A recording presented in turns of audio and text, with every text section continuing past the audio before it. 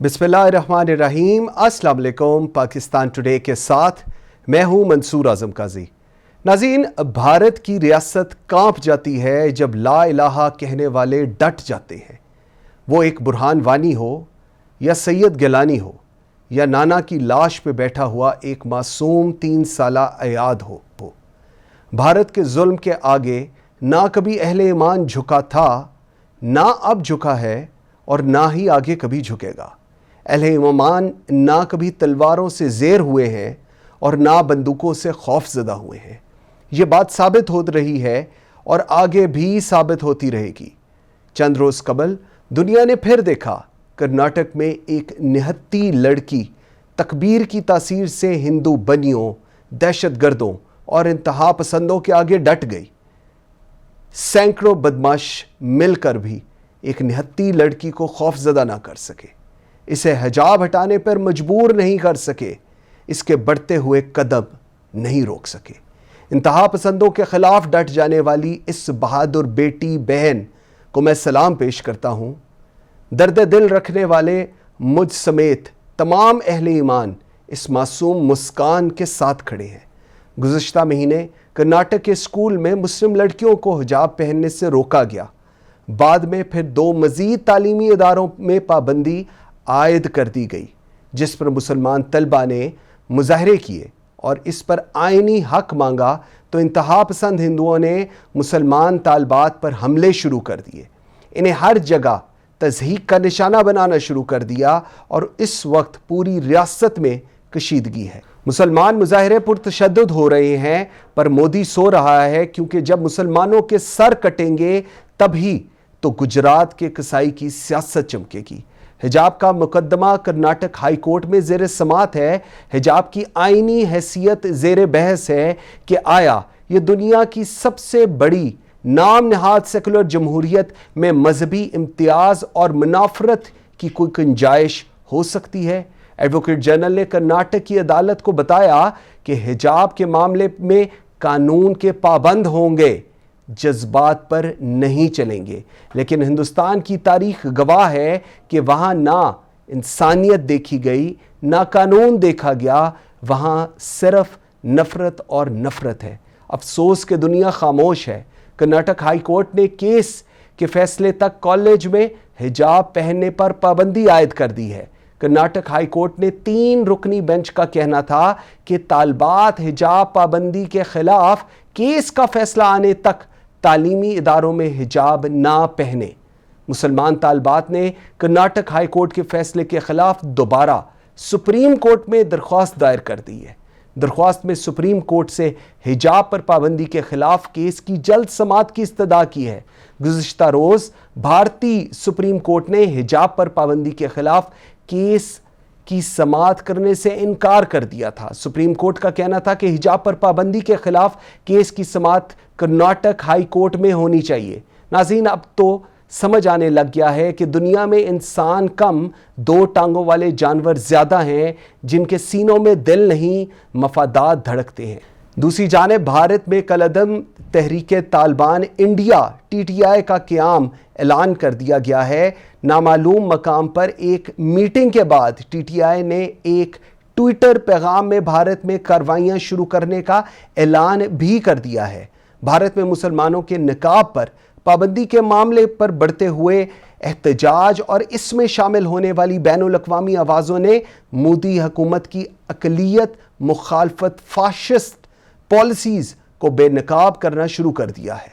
N उस वक्त भारत में TTI के क़याम का ऐलान भी सामने आया है। TTI रॉ का एक नया प्रोजेक्ट है जिसके ज़रिए मोदी हुकूमत को दबाव से निकालने का प्रोग्राम बनाया जा रहा है। इससे पहले तहरीक तालिबान पाकिस्तान को भी रॉ ने ही मुनज़्ज़म किया था और इस पर इसकी भरपूर माली, अस्करी और फ़नी मावनत की थी। रॉ ने TTI को मुनज़्ज़म करके लॉन्च किया है ताकि रियासती दहशतगर्द कार्रवाइयों से एक कवर मिल सके। TTI के ज़रिए आने वाले दिनों में निहत्ते भारतीय मुसलमानों के खिलाफ खून की होली खेली जाएगी और इसके साथ साथ पाकिस्तान को इन दहशत गर्दों की पुश्तपनाही के लिए मुर्दे इल्ज़ाम ठहराया जाएगा। दहशत गर्दी को फ़रोग़ के लिए नया प्रोजेक्ट खित्ते में मज़ीद अदम इस्तेहकाम का बायस बनेगा, जिसका नुकसान पूरे खित्ते के पुरअमन बाशिंदों पर होगा। नाज़रीन, मुझे ज्वाइन किया है लेफ्टिनेंट जनरल गुलाम मुस्तफ़ा साहब ने। मेरे साथ हैं यशवीन जमाल, एंकर पर्सन हैं, तज्ज़ियाकार हैं, और मेरे साथ हैं हसन असलम शाद, आप इंटरनेशनल लॉ के एक्सपर्ट हैं। थैंक यू वेरी मच जी, बहुत शुक्रिया। जल साहब, जिस तरह मैंने अपनी बात इंट्रो में बताया, ये जो सब कुछ कर्नाटक के अंदर हो रहा है, जो हिंदुस्तान के अंदर पर्दे को लेकर ये जो हमारी मासूम सी एक बहन बेटियों की तरह की मुस्कान है, जिस तरह उसने वो खड़ी हुई इस तमाम जहनी बीमार लोगों के सामने, और उसके बाद ये लोग कोर्ट के अंदर गए हैं, और अब कोर्ट की तरफ से अभी कहा गया है जब तक इसका पूरा फैसला नहीं आता पर्दा नहीं होगा। मुसलमान जो लड़कियां हैं वो पर्दा नहीं करेंगी जब तक फैसला नहीं आता। सर, कैसे देख रहे हैं आप इस पूरी सिचुएशन को जो हिंदुस्तान के अंदर है इस वक्त? देखिए, हैरानगी की बात उन लोगों के लिए है जिनको इस बारे में कुछ पता ना हो। देखिए, मैं जब 71 में मुझे कैद करके लेके जाया जा रहा था, जनवरी 72 की बात है ये, तो कलकत्ता के पास एक स्टेशन है बुर्दवान, वहां पर ट्रेन रुकी और मेरे साथियों ने मेरी ड्यूटी लगाई कि तुम किसी तरीके से संतरियों की आंख बचाकर हमारे लिए को खाना ढूंढ के लाओ। मैं जब निकला बाहर तो मैंने एक फैमिली देखी जो पजामा और पहने हुए थे, जो मर्द थे उनके टोपियां पहनी हुई थी, तो मुझे शक पड़ा कि ये मुसलमान है। तो मैंने थोड़ी बहुत बंगाली जो सीखी हुई थी, मैंने पास गुजरते हुए बंगाली में उनसे को बात की, तो उन्होंने मुझे ना सिर्फ रिस्पॉन्ड किया बल्कि जवाब भी दिया मुझे। तो मैं जब उनसे पूछा कि आप इसके अंदर ज़ारो कतार रोक क्यों रहे हैं, ये जनवरी 72 की बात है। बुर्दवान यहाँ से अगर आप लाहौर से शुरू हो तो तकरीबन आपको 5 दिन और 6 रातें लगेंगी पहुंचने के लिए ट्रेन पे। वहाँ पे इतनी दूर है वहाँ पे। सर, उनका पाकिस्तान से सिर्फ इतना ही ताल्लुक था कि वो मुसलमान थे और पाकिस्तान इस्लाम के नाम पे बना था। उनका जो जवाब मैं आपके सामने रख देता हूँ, उसने कहा जी कि जब तक पाकिस्तान मजबूत था तो हमें कोई फिक्र नहीं थी, हिंदू हमसे डरते थे। आज जब पाकिस्तान दो लख्त हो गया है, कमजोर हो गया है, तो हिंदू हमें जीने नहीं देगा। मैं जनवरी 72 की बात कर रहा हूँ आपसे, और उसके बाद से जो भी हो रहा है यहाँ पे, ये मेरे लिए अचंभा नहीं है। ये थोड़ा लेट हो रहा है, ये जरूर मैं हैरान हूँ इस बात पे, बहुत पहले हो जाना चाहिए था। देखिए, भारत ने कभी भी पाकिस्तान को दिल से तस्लीम नहीं किया। इसलिए नहीं किया, अगर पाकिस्तान नहीं होता तो भारत भी नहीं होना था। True. उनको ये पता है कि पाकिस्तान एक ऐसी चट्टान है जो उनके हर इरादे के रास्ते में रुकावट है, और ये वो मुसलमान हैं जिनका वो बोझ लेके चल रहे हैं गुज़श्ता तकरीबन 1000 साल से। क्योंकि उससे पहले ये ब्राह्मण ज़ायनिज़्म, आमतौर पर मैं कहता हूँ हिंदुत्व से ज्यादा खतरनाक चीज जो ब्राह्मण ज़ायनिज़्म है, जो इंसान को इंसान समझने को तैयार नहीं है। इनकी होल्ड थी हिंदू मुआशरे पे टोटली। राजे महाराजे कोई और थे, लेकिन होल्ड इन लोगों की थी। हर तरह से ये उस मुआशरे को कंट्रोल कर रहे थे। Operation was at its very best. इंसानों को इंसान नहीं समझ रहे थे ये लोग।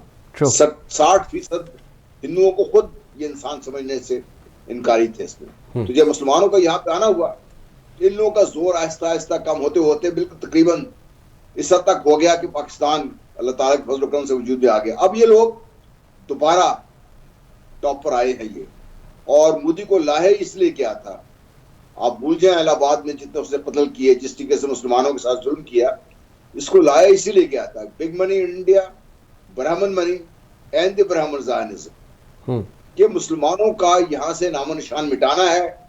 और मुसलमानों को या तो जिस तरीके से ये कॉवेनेंट ऑफ सर्व्स है, अगर कभी आपके पढ़े तो उसमें उन्होंने बड़े वाज़ेह लिखा था, ये जब सर्बिया में मसला हुआ था, ठीक, कि मुसलमानों को या तो कन्वर्ट करना पड़ेगा, ओके, या ये इलाका छोड़ना पड़ेगा, या उनको खत्म कर दिया जाएगा। बिल्कुल सही। यही कुछ मुसलमानों के साथ भारत में हो रहा है। बिल्कुल सही, चंबा नहीं है ये। बिल्कुल सही। यशवीन, आपकी तरफ में आता हूं। एक मासूम बच्ची मुस्कान तकबीर बुलंद कर रही है, ला इलाहा इल्लल्लाह, और ये जो हिंदू बनिए थे, दहशतगर्द थे, इंतहा पसंद, ये सब उसके पीछे पड़े हुए थे, लेकिन वो मुसलमान बेटी नहीं घबराई, और किसी जगह पर एक लम्हे के लिए भी हमने उसके अंदर कोई परेशानी नहीं देखी।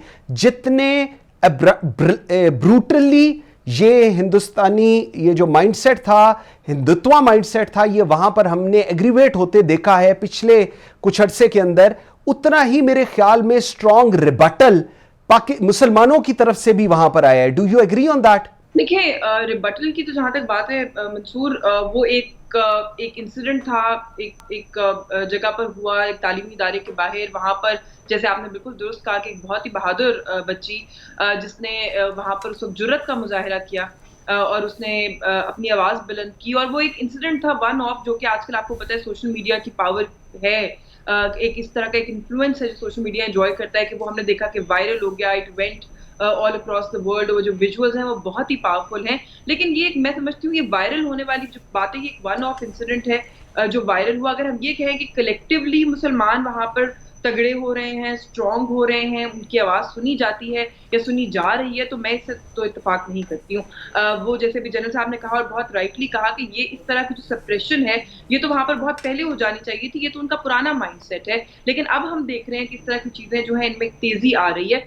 ये एक इंसिडेंट थैंकफुली इसलिए जो इसके मतलब एक जो अच्छी बात हुई है इस इंसिडेंट के साथ वो ये कि ज्यादा बड़े लेवल पर इस चीज को आपने देखा कि ये हाईलाइट हुई है, इंटरनेशनली जो है वो कंडेम किया गया है। इंडिया को रिएक्शंस हमने देखा कि आ रहे हैं, दो तीन जो बड़े इंपॉर्टेंट रिएक्शंस हैं। आपने देखा होगा कि एक अमेरिकी सरकारी इदारे की तरफ से भी इस चीज़ को कंडेम किया गया बहुत स्ट्रिक्टली, और ये जो जनरली हिजाब को लेकर एक वहाँ पर इशू क्रिएट किया जा रहा है कि जो मुसलमान खवातीन है वो अपना सर कवर नहीं कर सकती, चेहरा कवर नहीं कर सकती, इसको लेकर कंडेम किया गया है कि ये रिलीजियस लिबर्टीज के खिलाफ है। लेकिन हैविंग सेड दैट, हमने ये देखा कि भारत का जो एक बड़ा टिपिकल सा स्टबन एटीट्यूड होता है वो अपनी जगह पर बरकरार है, और उन्होंने ये कहा है कि ये हमारा इंटरनल मसला है, इस पर कोई भी बात ना करे। लेकिन एज लॉन्ग एज कहीं पर कोई बात हो रही है तो मेरा ख्याल है कि ये पॉजिटिव ही बात है। बाकी जैसे जनरल साहब ने बात कही है, वहां पर जिस तरीके से मुसलमानों को ट्रीट किया जाता रहा है पहले भी और जैसे कि अभी भी हम देख रहे हैं कि हो रहा है, ये कोई अचंभे की बात नहीं है। लेकिन हाँ, अलार्मिंग जरूर है। 250 मिलियन मुसलमान भारत में बसते हैं, कोई छोटा मोटा फिगर नहीं है, और अगर वहां पर इस तरह की सप्रेशन होगी उनके साथ तो आई डू नॉट सी कि ये बात कहाँ पर जाके रुकेगी। लेकिन मैं एक बात जरूर इस कमेंट को खत्म करने से पहले कहूंगी कि ये जो एक्सट्रीमिस्ट रिलीजियस एक्सट्रीमिस्ट और फासिस्ट गवर्नमेंट लाकर जब बिठा रहे थे इंडियंस अपने सर के ऊपर, तो उस वक्त उनको इस बात को रियलाइज करना चाहिए था कि जो इतने साल लगा के शाइनिंग और इनक्रेडिबल इंडिया और पता नहीं को एग्जिस्ट करने वाला इंडिया और मल्टी रिलीजियस और मल्टी कल्चरल इंडिया का जो एक क्रिएट किया था हवा, वो किस तरीके से बैठेगा, इस बात का एहसास उनको उस वक्त होना चाहिए था। हम लोग तो यहाँ पर from this side of the border उस वक्त भी ये कहते थे कि इतना खुश मत हो, मोदी अगर आएगा पाकिस्तान के लिए किसी भी और मुल्क के लिए वो ट्रबल बाद में होगा, वो पहले आपके अपने लिए मसला और मुसीबत होगा। और अब हम देख रहे हैं कि वो जो एक एक्सट्रीमिस्ट आइडियोलॉजी है वो भारत को किस तरीके से खोखला कर रही है। बिल्कुल ठीक है। हसन, मैं आपकी तरफ आता हूं, आप क्योंकि इंटरनेशनल लॉ के एक्सपर्ट भी हैं। कर्नाटक हाई कोर्ट के 3 रुकनी बेंच का कहना है कि तालिबात हिजाब पाबंदी के खिलाफ केस का फैसला आने तक तालीमी इदारों में हिजाब ना पहने। सो फैसला आने तक वो ना पहने और उसके बाद जो फैसला आएगा, ये किस तरफ की डायरेक्शन है? क्योंकि शायद लोग इसको समझने से कासिर हैं, और अब ये बच्चियां जो हैं ये सुप्रीम कोर्ट में चली गई हैं। ऑलरेडी सुप्रीम कोर्ट में जब ये गई थी तो उन्होंने ये कहा था कि जी ये हाई कोर्ट इसको अटेंड करेगा, लेकिन ये जो फैसला अभी पूरा फैसला नहीं आया कि फैसला आने तक आप हिजाब ना ले, तो मेन इशू ही हिजाब का है वहां पर। तो जी मंसूर, थैंक यू। देखिए, कानून के बारे में मैं आपको कुछ 1-2 चीजें बता दूं। कानून जो है ना, उसको वो डिपेंड करता है कि कौन उसको इंटरप्रेट कर रहा है, कौन उसको अप्लाई कर रहा है, किस कॉन्टेक्स्ट में वो अप्लाई हो रहा है, और उसका जो एक माशरती जो है वो एक बैकग्राउंड क्या है।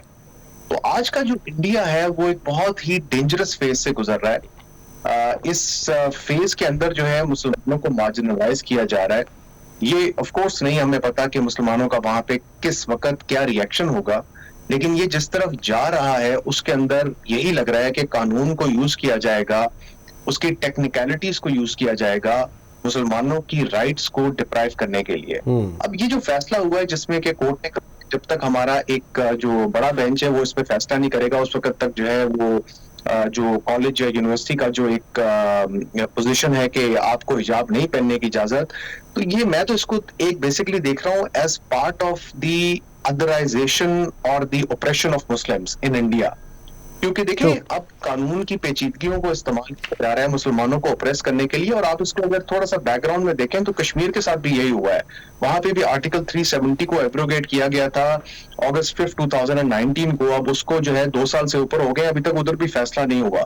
तो अब ये कानूनी टेक्निकलिटीज के बेसिस पे ये सारा हो रहा है, और मैं इस चीज को भी बैद नहीं कहूंगा कि कल जो फैसला आता है बड़े बेंच का या इंडियन सुप्रीम कोर्ट का, उसमें भी इनकी जो equal protection of the laws and equality of the laws की जो डॉक्ट्रिन है, उसको भी अब ये थोड़ा सा जो है इसको एक डिफरेंट तरीके से इंटरप्रेट करें, और उसमें ये कहें शायद कि जो कॉलेजेस और यूनिवर्सिटीज हैं, because of their secular credentials, they have the right to deny Muslim girls the right to wear a head scarf.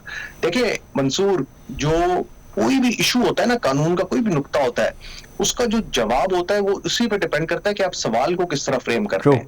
बिल्कुल, तो मेरे ख्याल में जो लेंस है जिस तरह लॉ को किया जा रहा है वो बदल चुका है, और मैं बिल्कुल भी इसको जो है रूल आउट नहीं करूंगा कि कल को एक ऐसा फैसला आए जिसमें कि मुसलमानों को मजीद मार्जिनलाइज किया जाए। और अब इसके जो लॉन्ग टर्म रेपरकशंस हैं वो मेरे ख्याल में काफी शदीद होंगे। वो कब होंगे इसके बारे में हम प्रेडिक्ट नहीं कर सकते। बिल्कुल ठीक है, बिल्कुल ठीक है। जल साहब, 2 चीजें हैं सर। एक औरा, जिस तरह अभी यशवीन भी बात कर रही थी, secular India, bright India and all that, उसके बाद मार्जिनलाइज करना जो हसन असलम कह रहे हैं। सर, अगर हम बात करें हिजाब की, ये एक पर्सनल चॉइस है। जिस तरह सिख हमारे पग पहनते हैं, वो उनका रिलीजन उनको कहता है, वो करते हैं। इसी तरह अगर हमारा रिलीजन कुछ कहता है, मुसलमान कुछ करते हैं। सर, ये डिफरेंशिएट क्यों किया जा रहा है? वहां पर माइनॉरिटीज में तो सिख भी हैं, लेकिन स्पेसिफिकली मुसलमानों को लेकर ये माइंडसेट क्यों डेवलप हो रहा है?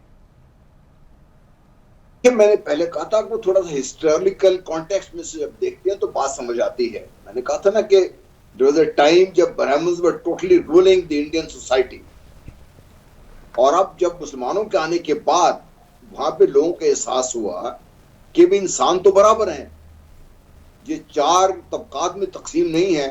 एक तबका ऐसा नहीं है जो इनको इंसान भी नहीं समझा जाता। मुसलमानों में तो ऐसी कोई तफरीक नहीं थी, जिसका असर यह हुआ कि over a period of time इनकी जो होल्ड थी ऑन द सोसाइटी ब्राह्मण्स की, वो कमजोर होती गई। ये कभी वो चीज को भूलते नहीं है, इस चीज को ये लोग, और उनके ज़हन में हमेशा ये था कि मौका मिले तो इसका हम किसी न किसी तरीके से इस सारे जो भी इसका तदारक करें इसका। अब अगर आप देखिए तो सफर ऑन is the new India. True, it always was so. हमारे गलत फहमी हमें थी, जिस अभी जफीन भी कह रही थी, हमें गलत फहमी थी यहाँ पे कि शायद वो वाकई सेकुलर है। देखिए, हाँ। जब पाकिस्तान मार्ज वजूद में आया, उस वक्त so called the liberal and the democratic, Nehru साहब वाज हेड ऑफ कांग्रेस। उनके आप मिनट्स तो उठा के पढ़े हैं। उन्होंने कहा था कि पाकिस्तान एक गैर फितरी रियासत है, खत्म हो जाएगी, ये खत्म कर दी जाएगी। क्यों, किस वजह से? वो क्यों पाकिस्तान को तोड़ने के दर पे है? क्यों इंदिरा गांधी ने 71 दिसंबर में कहा था कि जो 2 कौमी नजरिया है ये पहले बंगाल में दफन कर दिया गया है। 22 साल मेरी ब्रेन वॉशिंग करने की कोशिश करते रहे वो लोग कि हम लोग तो एक ही हैं, हमें तकसीम नहीं होना चाहिए था, हमें ये। देखिए, अगर ये हालात ऐसे ही होते और इतने हम पीसफुली रह रहे होते, हमारा कोई मसला ना होता उनके साथ, तो क्या वजह थी कि मुसलमानों ने अपने लिए अलग देश का मुकाबला किया? हमारे जो बुजुर्ग वहां उनके साथ रह रहे थे वो समझते थे। अब इशू ये नहीं है कि भाई, अब देखिए असम में क्या किया उन्होंने। वो जो बंगाली जिनको ये खुद लेकर आए थे, जिनको हमारे खिलाफ इस्तेमाल किया था, 17 lakh according to the official figure, 17 lakh families जिनकी शहरियत एक रात के अंदर खत्म कर दी गई। बिल्कुल ठीक। Figure is around 42 lakh families, which means के 220 मिलियन पीपल, 20 मिलियन पीपल वो जिनको ये लेकर आए थे, जिनमें से लोग इनकी फौज के लिए लड़ते भी रहे, इनकी पुलिस में भी रहे, इनके लिए काम भी करते रहे। वो सडनली वो किसी मुल्क के शहरी नहीं है, वो मुसलमान है सारे। बिल्कुल सही। इसलिए उनकी शहरी मनसूख की गई है। अब ये कहते ये हैं कि इनको डर ये है कि मुसलमान जिस रफ्तार से बढ़ रहे हैं, ये कोई स्टेज आएगी कि हिंदू वो माइनॉरिटी में आ जाएंगे इसमें। Very right. अब हिंदुओं की तारीफ क्या है उनके लिए, आर्टिकल 25 है जो इंडियन कॉन्स्टिट्यूशन का, उसमें उन्होंने हिंदू किन को शामिल किया हुआ है, सिखों को, बुद्धिस्ट को, जैन्स को, इनको भी हिंदू शामिल किया हुआ है, हालांकि डिफरेंट रिलीजन है सारे ये। ट्रू, बिल्कुल ऐसे। तो अगर ये निकाल दिए जाए तो शायद अब भी उनके मेजॉरिटी जो खतरे में पड़ जाएगी। तो the whole society is based on इस किस्म का जो माशरा है जिसमें तबकाती तकसीम इस कदर गहरी है, जिस माशरे में आप देखते हैं कि जो माशरे की बुनियादी झूठ पर रख दी गई है मुल्क के लिए, वो कभी सेकुलर नहीं था। बिल्कुल ठीक, बिल्कुल ठीक। यशवीन, बड़ी इंपॉर्टेंट चीज है। सो अगर हम इस पूरी सिचुएशन का, अगर मैं इसको नैरो डाउन करूं और हम इसको जरा थोड़ा सा इसके रिजल्ट की तरफ जाएं, तो इट्स नॉट अबाउट हिजाब, इट्स अबाउट, जिस तरह अभी हसन भी कह रहे हैं कि मार्जिनलाइज किया जा रहा है माइनॉरिटीज को, और जनरल साहब जिस तरह भी कह रहे हैं, और बड़ा ही इंपॉर्टेंट पॉइंट है कि इसके अंदर माइनॉरिटीज जो हैं, जो हिंदू नहीं हैं, जो जिनको हिंदू ये कंसिडर नहीं करते, वो मुसलमान हैं। सो मुसलमानों को विक्टिमाइज किया जा रहा है ताकि उनकी जिंदगी मुश्किल की जा सके। Is that correct? जी, of course that is correct. और एक उनकी सोसाइटी में जो अभी जनरल साहब जिस चीज की तरफ इशारा करें कि हिस्टोरिकली अगर इसका पर्सपेक्टिव या बैकग्राउंड है उसको सामने रखा जाए, तो एक इनहेरेंट मसला तो है वहां पर। एक एंटी मुस्लिम हम देखते हैं कि एक सेंटिमेंट, एक फीलिंग उस सोसाइटी में एग्जिस्ट करती है, और ये भी उनको फियर है कि जिस तेजी से मुसलमान बढ़ रहे हैं भारत के अंदर, कि एक पॉइंट आएगा कि जो हिंदू हैं वो माइनॉरिटी में हो जाएंगे। बट हैविंग सेड दैट, एक पैटर्न है, हमें थोड़ा सा अगर हम उसको भी एनालाइज करें, मैं तवज्जो दिलाना चाहूंगी कि मोदी की गवर्नमेंट को खास तौर पे अगर आप एनालाइज करें और आप ये देखें कि जब भी उनके कोई इंटर स्टेट इलेक्शंस होते हैं, जब भी उनका जनरल इलेक्शन पास आता है, ये थर्ड जनरल इलेक्शन अब होगा, बीच में वो 2 दफा इंतखाब हुआ, एक में जब वो जीते, फिर सेकंड टर्म उन्होंने लिया। आप इस चीज को नोटिस करें कि कुछ ना कुछ एक उबाल आता है वहां पर, इस तरह के इंसिडेंट्स का एक अपराइजिंग हम देखते हैं कि होती है।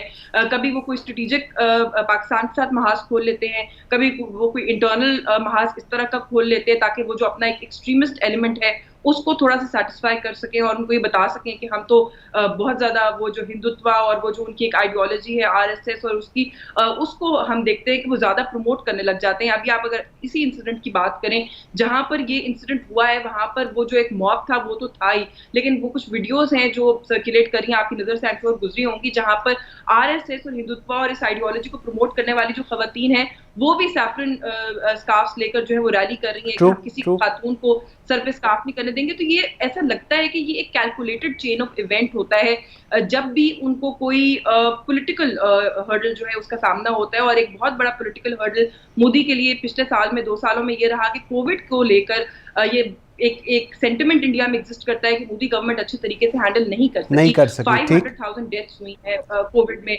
वहां पर। तो वो मुझे ऐसा लगता है कि जो अपकमिंग, बल्कि अब तो ऑनगोइंग इलेक्शंस हो गए हैं यूपी के जो कि चल रहे हैं और मार्च के मिड में कहीं पर उनका नतीजा आएगा और वो सेटल होंगे, और यूपी जो है वो एक बहुत स्ट्रॉन्ग होल्ड भी है बीजेपी का। तो ऐसा लगता है कि जब इस तरह की भी कोई पॉलिटिकल एक्टिविटी होती है तो ऐसे जो वाकयात या इंसिडेंट्स होते हैं भारत के अंदर उनको खुद से हवा देने की भी कोशिश की जाती है। तो ये इसको थोड़ा सा मुझे लगता है इस पर्सपेक्टिव में भी एनालाइज करने की जरूरत है कि एक इनहेरेंट मसला उस सोसाइटी में बिल्कुल है, उससे तो कोई इनकार नहीं है, लेकिन इस इनहेरेंट मसले को उजागर वो लोग खुद करना शुरू कर देते हैं और एक हाइप क्रिएट हो जाती है जब भी उनको पॉलिटिकली सूट करता है। बिल्कुल ठीक है। हसन, आपने अभी पहले एक बात की थी जो मेरे जहन में कहीं फंस गई है, मैं उसको थोड़ा सा आपसे और एक्सप्लेनेशन चाहूंगा।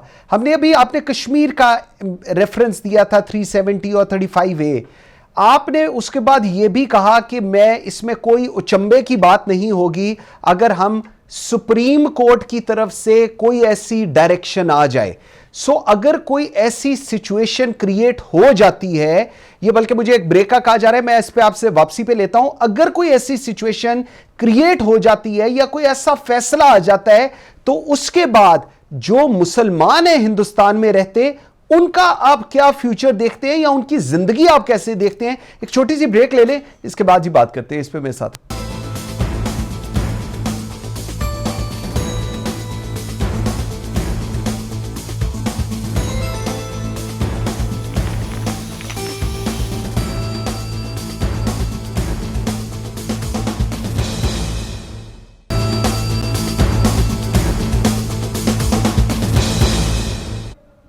Welcome back after the break. जी हसन, आपके लिए मैं सवाल छोड़ गया था, अगर जो सिचुएशन कश्मीर में बनाई गई, मकबूजा कश्मीर में, अगर वैसा ही कोई फैसला, क्योंकि हाई कोर्ट का जो फैसला हमने देखा है, अभी जो शॉर्ट ऑर्डर आया है वो आपके सामने है, अगर ऐसा ही कोई फैसला सुप्रीम कोर्ट की तरफ से आ जाता है, फिर क्या सिचुएशन आप देख रहे हैं वहां पर?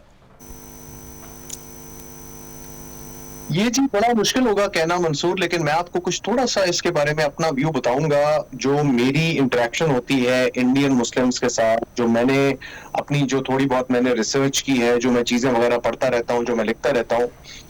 देखिए, जहाँ इंडिया ने सेकुलरिज्म का एक फसाद क्रिएट किया था पूरी दुनिया के लिए, उसी का जो एक विक्टिम थे वो इंडियन मुस्लिम्स भी थे। क्योंकि देखें, इंडियन मुस्लिम्स की जो वहां पे जो इंडियंस हैं, जो मुसलमान हैं इंडिया में, वो तो बेसिकली इसी अंडरस्टैंडिंग पे वापस रहे थे, और उन्होंने पाकिस्तान में हिजरत नहीं की थी क्योंकि उनको ये यकीन था कि उनको हिंदुस्तान के अंदर जो है वही राइट्स दी जाएंगी जो उनको पाकिस्तान में मिलनी थी। उनके ख्याल में पाकिस्तान बनना जो था वो एक गलत फैसला था। तो अब वो उस बिलीफ को, हमेशा से उनके जहन में ये बिलीफ थी, लेकिन आहिस्ता आहिस्ता ये जो बिलीफ है अब वो अनडू हो रही है। पहले जो कश्मीर के साथ हुआ वो शायद उसको इतना सीरियसली ना लिया हो, उन्होंने कहा हो कि शायद ये पाकिस्तान की वजह से ये एक्शंस किए गए हैं, जो वो कहानी सुनाते हैं इंडिया में कि पाकिस्तान जो है वो कश्मीर में टेररिज्म करता है और इस वजह से हमने कश्मीर की बेहतरी के लिए जो है हमने आर्टिकल 370 को एब्रोगेट किया। तो शायद इंडियन मुसलमान जो थे उस वक्त तक यही बिलीव कर रहे थे कि हमारे लिए, हमारे मुल्क के लिए बेहतर है। लेकिन अब आहिस्ता आहिस्ता पिछले 2 सालों में, 2.5 सालों में आप ट्रेंड देखें, मैं इस बात से बिल्कुल एग्री करता हूं जो भी अश्विन ने, ये एक ट्रेंड है और फिर इसके अंदर जो है एक इंटेंसिटी इंक्रीज होती है जो इलेक्शन आते हैं, लेकिन जो ट्रेंड है वो बढ़ता जा रहा है। आप ये देखें कि पिछले साल में जो मुसलमानों के खिलाफ जो एक्शंस हुए हैं, जिस तरह ओपनली इन्होंने जो है मुसलमानों की नस्ल कुशी की बातें की हैं, ओपनली इन्होंने कहा है कि मुसलमान जो है वो लव जिहाद कर रहे हैं, ये जो सारी चीजें हैं, ये आहिस्ता आहिस्ता अब मुसलमानों को ये चीज उनके जहनों में आ रही है कि हम सारे जो है इसके विक्टिम हैं। और ये मैंने अपने ये जो कुछ जानने वाले हैं इंडियन मुस्लिम्स, उनसे भी मैंने सुना है, जो कि पहले इस चीज को डिसमिस करते थे कि नहीं ऐसा नहीं है, लेकिन अब वो भी रियलाइज कर रहे हैं कि we are the victims of this. Very important. कल को अगर ये चीज आगे है, जो कि इसके ऊपर मैं अपना डेफिनेटिव व्यू तो नहीं दे सकता, ये तो एक फ्यूचर की चीज है, लेकिन ये चीज आप मत भूलिएगा कि मुसलमान जो है वो वहां पे 22 करोड़ है और वो किसी एक रीजन के अंदर नहीं रहते, पूरे मुल्क में हम ये कह लें कि जी कल को वो बना लेंगे। They are all over India. और मुसलमान जो है वो एक ऐसी कौम नहीं है जो कि मार खा लेगी या कह लेगी जी ठीक है हम आपके नीचे सबमिसिव होकर रह सकते हैं। मुसलमान एक, मैं हमेशा ये कहता हूँ, मुसलमान एक गर्म खून वाली कौम है। हम तौहीद में यकीन रखने वाले, उसमें बिलीव करने वाली कौम है, हम डरते नहीं है। तो एक कल को ऐसा पॉइंट आ सकता है जहां पे this can question the integrity, the sovereignty of India if things go south, which they can. क्योंकि ये जो आग लगी है, देखिए एक चीज मैं लास्ट कहूंगा इससे पहले कि मैं अपनी ये टॉक बंद करूं, ये जो हो रहा है इंडिया में ये इरिवर्सिबल है, ये रिवर्सिबल नहीं है। जब आप एक इस तरह की आग लगाते हैं ना, तो इसको आप बुझा नहीं सकते अपने उसके ऊपर, अपनी वेल के ऊपर। ये चीज आगे चलती जाएगी और इसके कहीं ना कहीं कोई ना कोई रिपरकशंस बड़े सीरियस होंगे। ठीक हो गया जल साहब। सर अभी हसन ने बात की कि ये इरिवर्सिबल है। हमने देखा कि टीटीपी तहरीक तालिबान इंडिया वो बन गई है जी, उसका क्याम हो गया और नामालूम मकाम पर से एक मीटिंग के बाद इन्होंने एक ट्विटर पैगाम में भारत में कार्रवाइयां शुरू करने का ऐलान किया है। सर ये सब कुछ तब हुआ है जब ये हिजाब का इशू शुरू हुआ, उसके बाद इंटरनेशनली प्रेशर बनना शुरू हुआ। वो जो अभी जशफीन कह रही थी, वो जो राइजिंग इंडिया था, वो जो कॉन्सेप्ट ऑफ सेकुलर इंडिया, वो सब कुछ दुनिया के सामने नजर आना शुरू हुआ। सर ये कैसे, इसको आप कैसे नरेट करेंगे? देखिए आपने तो खुद ही जो सवाल किया है ना, जवाब इसी में है इसका। ये क्यों इस वक्त में तहरीक तालिबान इंडिया इसका शोषा छोड़ा क्यों गया है वहां?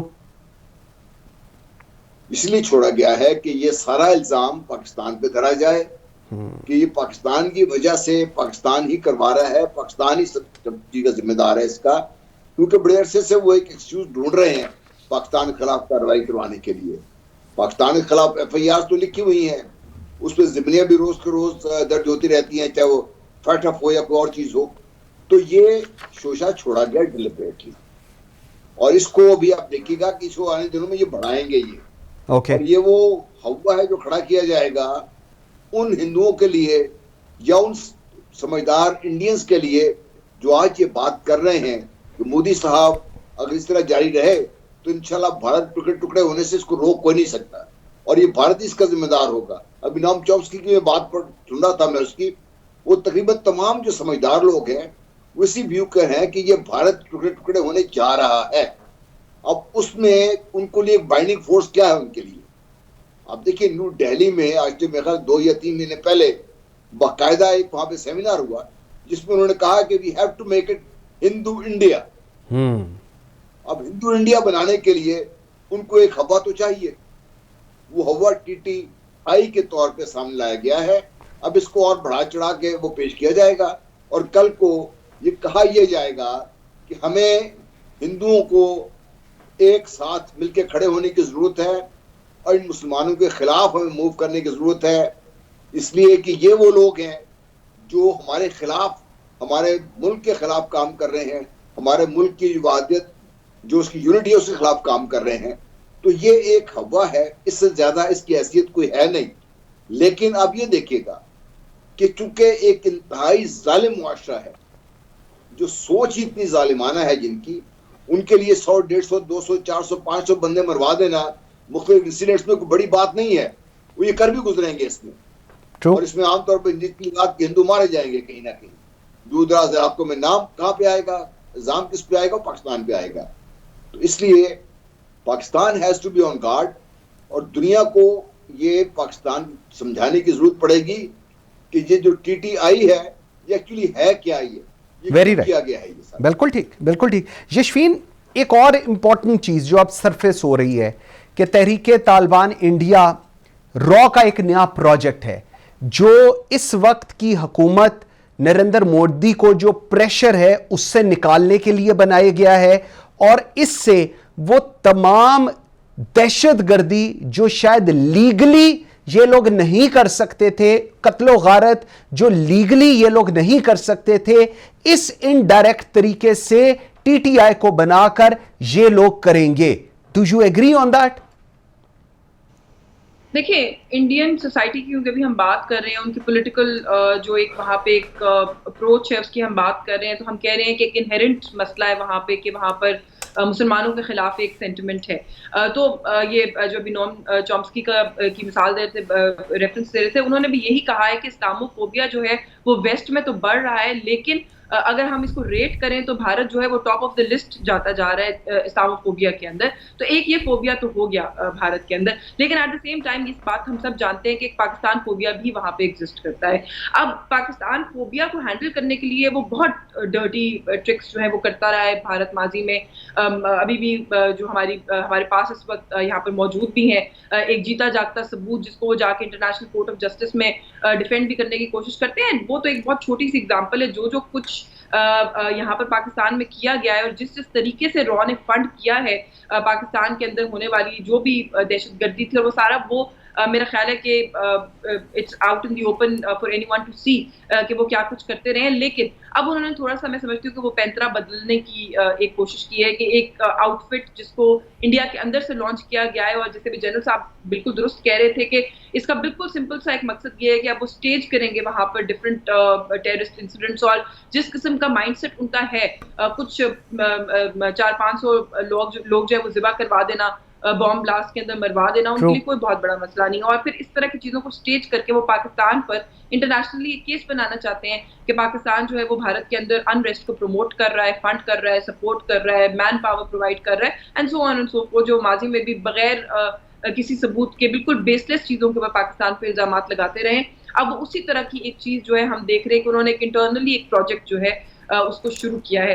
और मैं समझती हूँ कि आने वाले दिनों में Pakistan must also be prepared कि हमें किस तरीके से डिप्लोमेटिक फ्रंट के ऊपर इस चीज को फाइट आउट करना है, हमने किस तरीके से स्ट्रेटेजिकली सारे मामले को देखना है, क्योंकि इंसिडेंट्स जो है वो अनफॉर्चुनेटली इंडिया के अंदर भी एक्सपेक्ट करने चाहिए हमें, और गॉड फॉरबिड पाकिस्तान की साइड के ऊपर भी हमें देखना चाहिए कि यहाँ पर भी कोई किसी किस्म का मसला ना हो। और इस सारी सिचुएशन की वजह से कोई एक कन्फ्रंटेशन की सिचुएशन ही फिर से बन सकती है इंडिया और पाकिस्तान के दरमियान, तो उसको भी हमें कैसे हैंडल करना है, मेरा ख्याल है कि it's about time we start working on that, क्योंकि ये रॉ का प्रोजेक्ट है, इसमें कोई शक नहीं है जिस तरीके से। और अगेन उनकी टाइमिंग है, जो मैं पहले बात कर रही थी, टाइमिंग भी उनकी बड़ी परफेक्ट है दोबारा से अपने आप को पॉलिटिकली रेलेवेंट करने के लिए। वो एक तरफ से मुसलमानों को टारगेट कर रहे हैं, दूसरी तरफ पाकिस्तान को टारगेट कर रहे हैं। यही दो चीजें हैं जो पॉलिटिकली सेल करती हैं इंडिया में। वेरी राइट हसन, अब लीगल मैंने आपका पर्सपेक्टिव इस पे जानना है।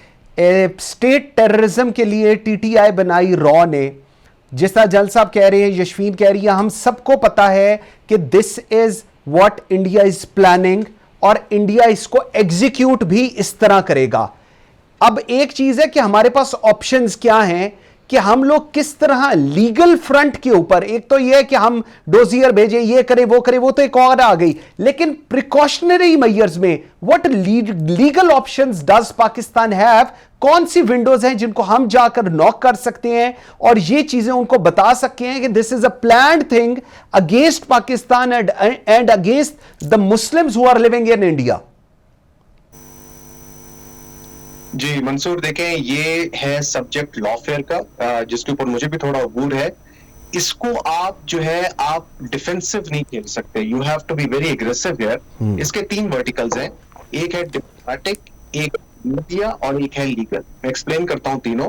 इसमें डिप्लोमेटिक ये है कि आप पूरी दुनिया में जो जो ममालिक जिनके साथ आपके ताल्लुकात हैं, जो आपके एलाइज हैं या जिनको आप ये रीच आउट कर सकते हैं, आप उनको बताएं कि इंडिया में किस तरह से एक मैन्युफैक्चर हो रहा है कंसेंट। ये नोम चॉम्स्की जिनका जिक्र किया अभी जनरल साहब ने, उनकी एक बड़ी फेवरेट टर्म है, वो कहते हैं मैन्युफैक्चरिंग ऑफ कंसेंट, यानी वहां पे एक नैरेटिव बिल्ड किया जा रहा है। आप पूरी दुनिया को आप ये बताएं कि इंडिया में ये जो टीटीआई का क्याम है, ये बेसिकली अब this is the pretext for war.